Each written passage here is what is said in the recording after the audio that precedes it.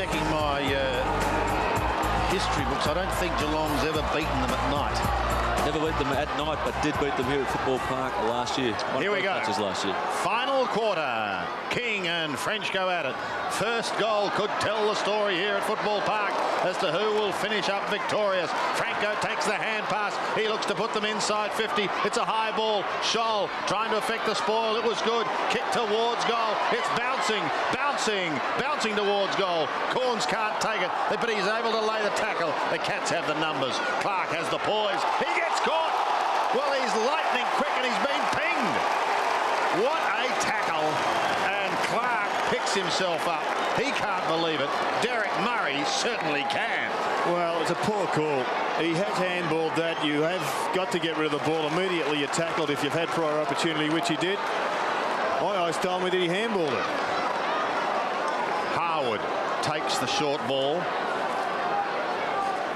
He's a goal kicker. He's had a quick look at the flags too. He's kicking from 48 metres. He's starting it way right. It stays there. And the big mark is taken by Graham on the last line of defence. Well, Sandy, I'm not sure what the flags told him, but he did absolutely nothing to do himself any favours, give himself a chance of kicking a goal then. Gee, Geelong are under the pump at the moment. Harley gets a kick down towards the half-back line. Kilpatrick can't get a space.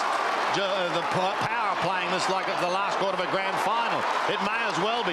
Lyle through heavy traffic, 52 metres out, into full forward again. Graham chops it off.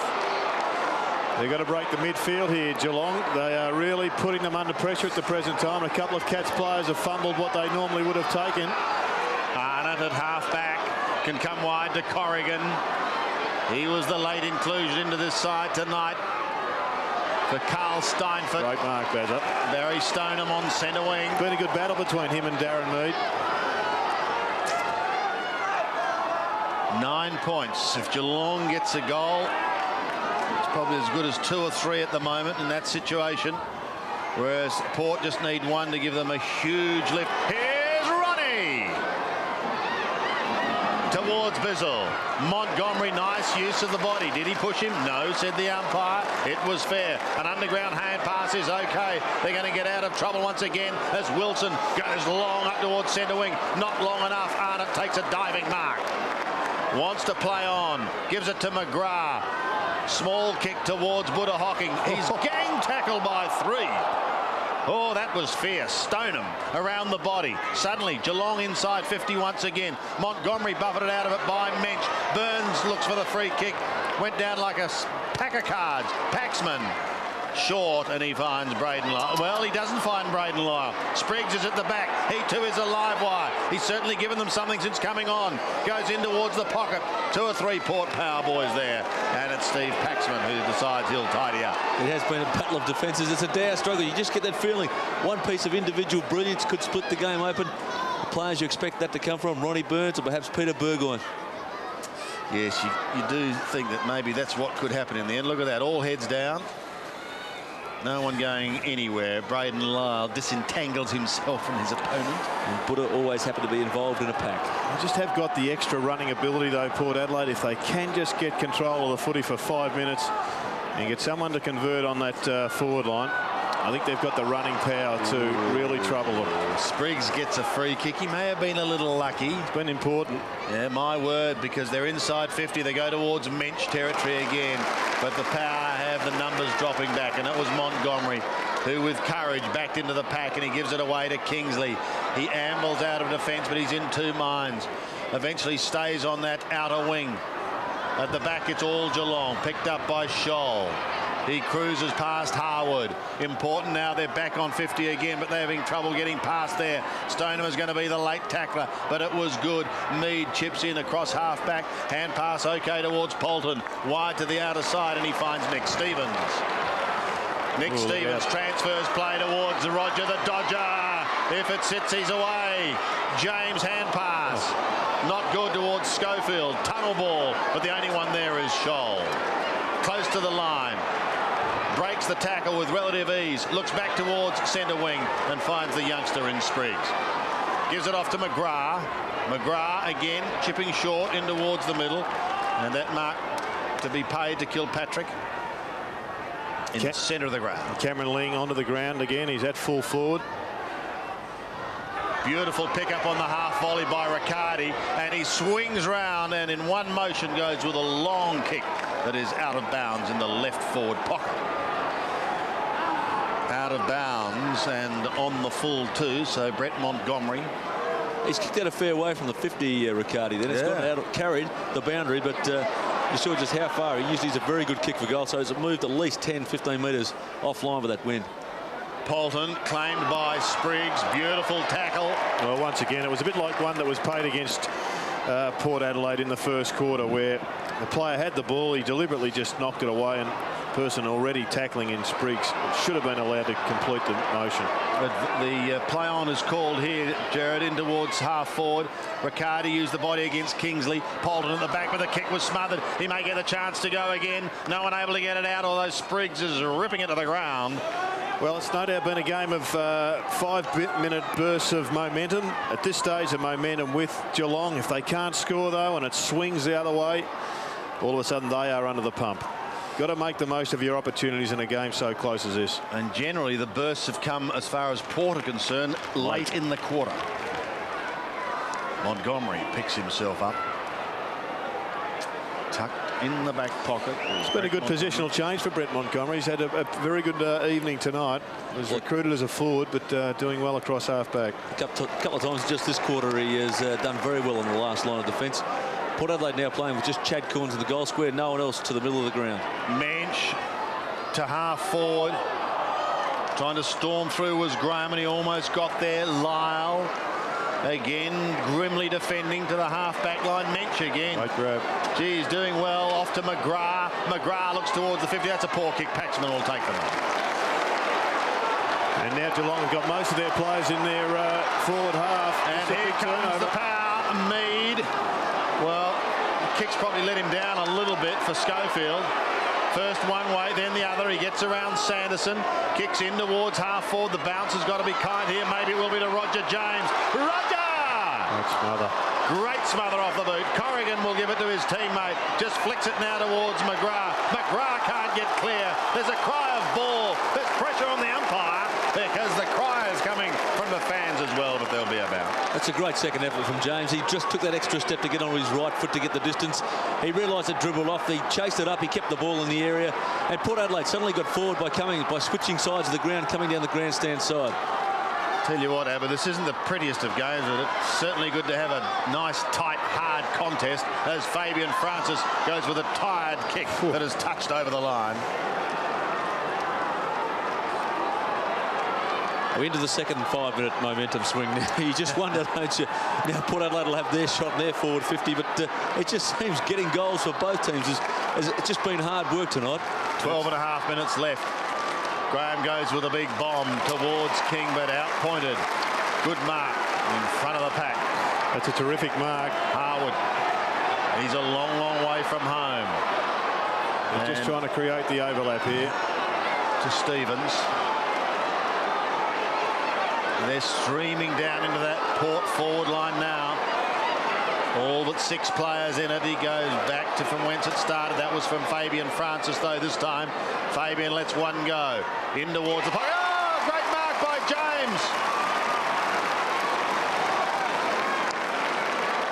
He's had a go up forward, James, this quarter. He's been out there. He's just fighting. As we said, the ball does get bogged down the outer side. Nick Stevens there tried to take it out wide. Probably the wrong side to go. Would have been better to come out to this side and bring the ball into the forward line. But Fabian Francis, not his best kick. But James showing what you do. Keep your eye on the ball. Get in front. It dropped short. He was in front of the pack and he's got the mark and kick for goal. He certainly was in front, but there wasn't a lot of pressure applied to him. And he's kicked the goal. He's kicked it.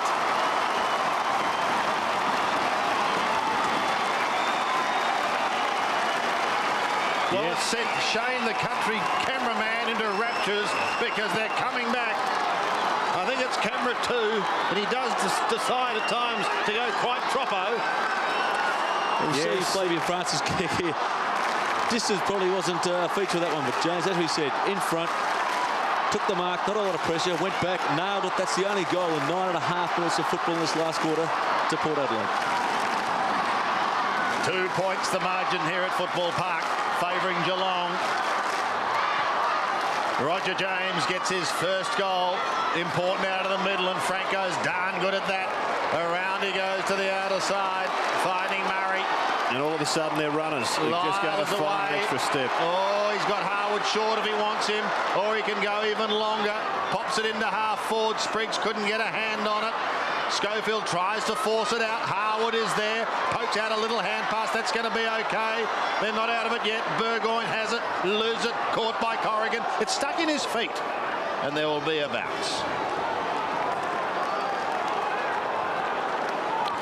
Well, if Geelong win from here, they should be awarded 6 points, Sandy, because this is a position where few teams can extract the victory. With the home side here in Adelaide, with the crowd up and pumped, they are generally almost certainties. Still plenty of time left. And Murray, they are still 2 points in front. That's exactly right. I wonder what you were saying, Gerard. I think that Hall of Fame was too big for you last that's just night. history will tell you every time. In towards the pocket. Scholl got a hand to it. Has a look around at the umpire very quickly. It's not discounting Geelong, but they would know in their own hearts now that for them to win, they've got to produce 20 minutes of outstanding footy. But the doubts just start to come in. Both teams haven't won for a while. It's That's just exactly right right. about the mental fragility. Yep. King trying to swipe it with the right hand. Kilpatrick, short little toe poke. Arnott in all sorts of bother on all fours. McGrath goes in very, very strongly. Look at them pounce on him, and it's eventually taken over the line by Nick Stevens. Well, the game is so scrappy at the moment with that many packs. They've got Geelong, I think, should bring Buddha Hocking onto the ball. He's the expert in the in and under hard ball get department, and he's sitting, getting cold up on the forward line. Good point. Well, French couldn't get a hand on it. Lyle, around he goes. The power need a mark. Maybe a Corns mark.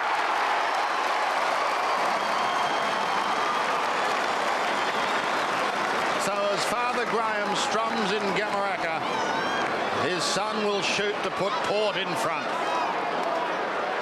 He has certainly given Port Adelaide something else to look. The forward thrust for Port Adelaide have often been looking for Warren Treadray since about halfway through the third quarter. Chad Corns has been up there. Perhaps he's the guiding light, the difference between the two teams. This for number 4. As I speak, Schofield leaves the ground. Corns, it's not a pretty kick, it's across the face, but they're still in with a chance. One behind. And one behind is the difference now.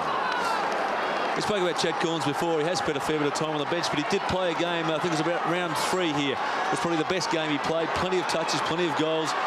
And you just wondered he might kick on, but still the time on the bench, time on the ground. Just a bit hard to settle into a forward role permanently. Still going the short possession game at the moment, Geelong. Harley. A point in it. He looks towards centre wing. Stoneham underneath this one. Stevens right there with him. The Lyle hand pass hard on Stevens. He had good backup support from Franco. Oh, and very good vision from Joss. This is dangerous. Murray short. Corns the man of the moment again. Loves the goals tonight and heads for home. Scholl is there. Oh, good mark. And a fine mark on the last line of defence. He's called to play on now. Hand pass over the top's going to be okay. Direction is switched to Sanderson. Sanderson looks towards Arnott, and the biscuit won't let him down. He's on half back. Just a shoal back there. That was fantastic. At a 1 point game with a body there.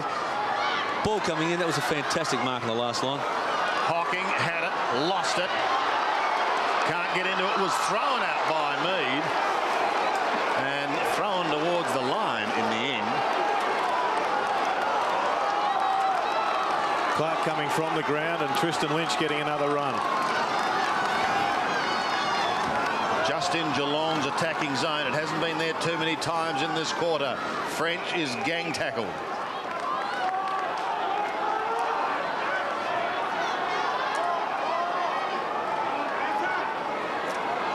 Port have dropped an extra player down into defence, as is their general habit. Stoneham, a little poke, but it's taken away by Lyle. He kicks to half forward, and again chopped off by King. Off to McGrath. A penetrating hand pass as good as a kick to Arnott. Arnott from the middle of the ground kicks to half forward, and he finds Tristan Lynch. Now this boy can kick long. He's a very good kick. And the breeze, though, very weird here at Football Park. The breeze, Sandy, is very strong according to the flags. It's just around the grandstands. It is all over the place down Strong there on the and deck. weird then. Get under that and play fair. Yeah, it's a mother of a kick, isn't it? Mensch, a couple of grabs, couldn't take it. Stoneham tries to burst his way through, but loses the ball in the process. Fabian Francis comes steaming away. They're hanging on Port at the moment. Sanderson towards Arnott, who's taken to the line by Nick Stevens. Minutes remaining, 6.5. So plenty of time for Geelong if they're good enough, but goals haven't been easy to come by for the Cats. Here's Buddha. Undecided about his options. Eventually pokes it wide, comes towards Mensch. He's going to be under the pump here. Oh, nice little turn away from Mead, but then Mead got him in the end. McGrath goes to ground with Montgomery, and there'll be a bounce. Such a dangerous kick, that one, when you do go directly across the half-forward line. If your player doesn't maintain possession, then you are just one kick away from a shot on the opposition's goal. French got a hand to it. Hocking to ground. This is where he's got to be now. He's got to be in and under and get it out. Corrigan did towards Ronnie Burns, almost belted out of his feet. And he was holding on, said the umpire. Ronnie. So he's given away the free kick, and it's taken by Wilson, who was cramped a little as he took that kick. Corrigan couldn't take the mark. McGrath back towards Corrigan. He's under the pump, gives it out quickly to Riccardi. Well played, Corrigan. Riccardi, penetrating kick inside 50. Stoneham's the man. Spoiled. Lynch is waiting down. Appears to be okay. Stoneham has it socket out of his hands. Was it in danger? No play on, said the umpire. Push towards Arnott. Kicks it back to half forward once again. It's like knocking on a door here, Geelong. They're knocking, but they won't be allowed in at the moment. Paxman takes the hand pass from Burgoyne. He looks towards the centre of the ground. Now it's Port's turn to go forward. Clever kick by Carr up towards centre half forward. No mark taken. Smashed back towards the wing. Port still in the van with Stewie Dew. What'll I do? Says Stewie Dew. Eventually goes into the pocket. Bishop is there. Not only Bishop, Roger James. Well, the Cats have got to find some fresh legs and change that forward structure. They've gone in a number of times without a result, and all of a sudden now they face losing the lead. Fine catch by James. A real finger-tipper. Tucked in the pocket. He could bring the house down if he kicks this, but it drifts across the face of goal. Smashed through. Scores are level. Scores level with 4.5 minutes remaining.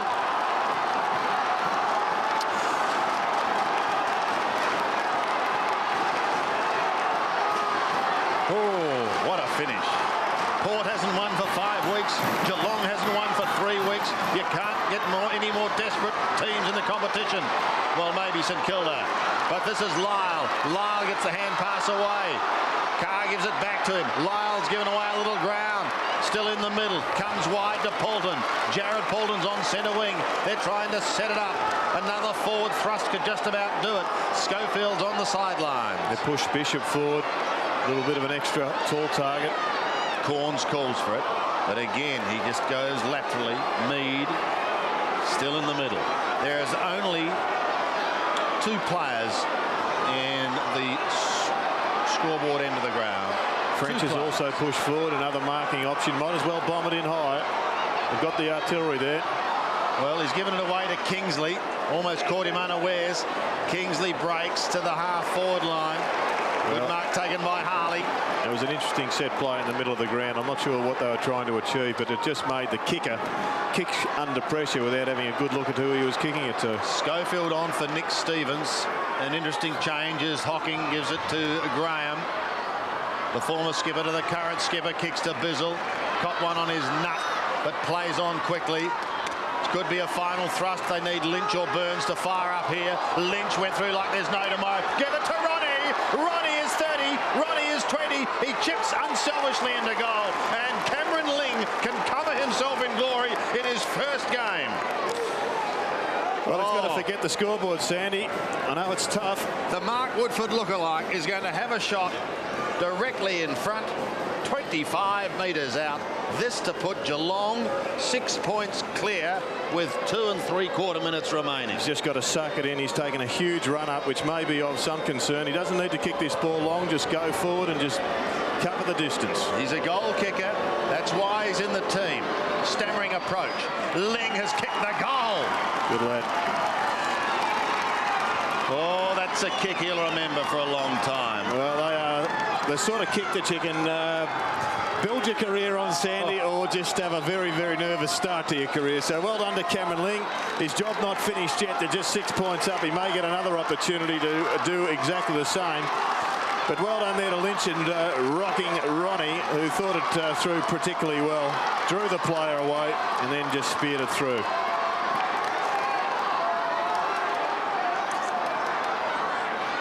A big moment for Cameron Ling, but it's not over yet. Hocking on the ball now. French wins it. Franco, clever, well done by Arnott. Cleverly done by Arnott to smack that ball down. Mensch, Kilpatrick, if it sets, he's away. Looks in towards half forward. It's a funny little kick. It's an ordinary kick, in fact. Polton leaves it for French. He gives it away now. Franco had it spent too early. He's caught his Josh. Not before he gets it away to Big Barnaby. He looks to the outer side. Pressure now on James. He's got to go quickly. Couple of minutes remaining. Well, just a point there would have been almost enough, you think, Sandy? Yep.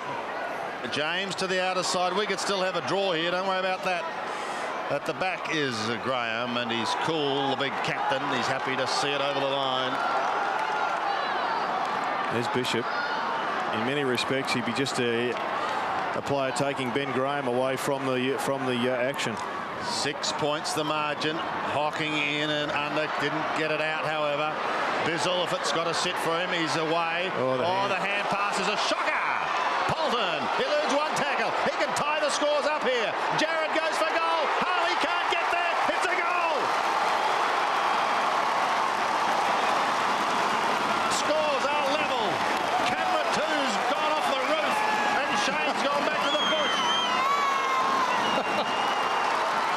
Well, the players are asked to perform under pressure, Sandy. You would think the cameramen will be able to hold their nerve. But as we see, one of $1 million camera just float into the air and now crashing down into the seats. I guess under pressure he has failed the ultimate test.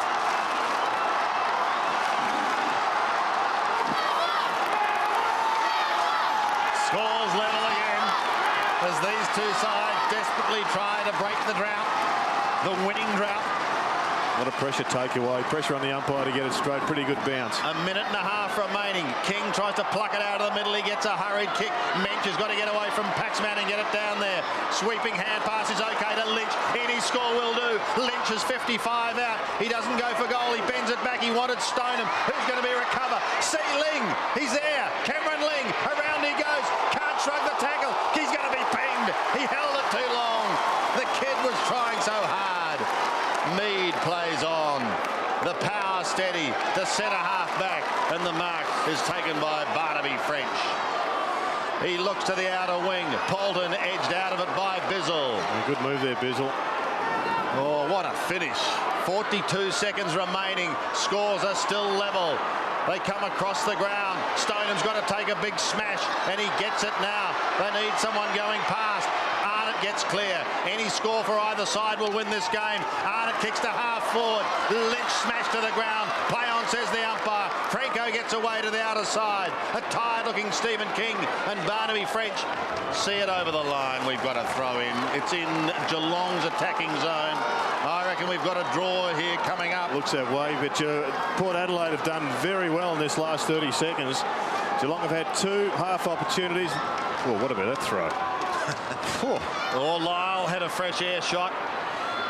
It's held up in that pack. Lyle is still at the bottom. There will be a bounce, and we're going to have a draw. Oh, we've got a draw.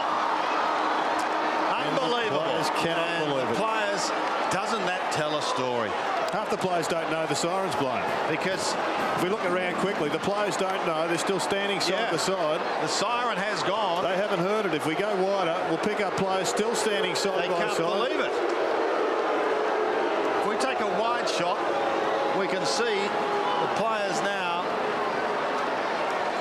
realising that, yes, the game is over.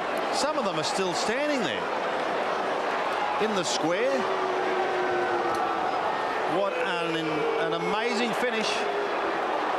And it's an eerie finish. Look at that. There's Cameron Ling and Brett Montgomery.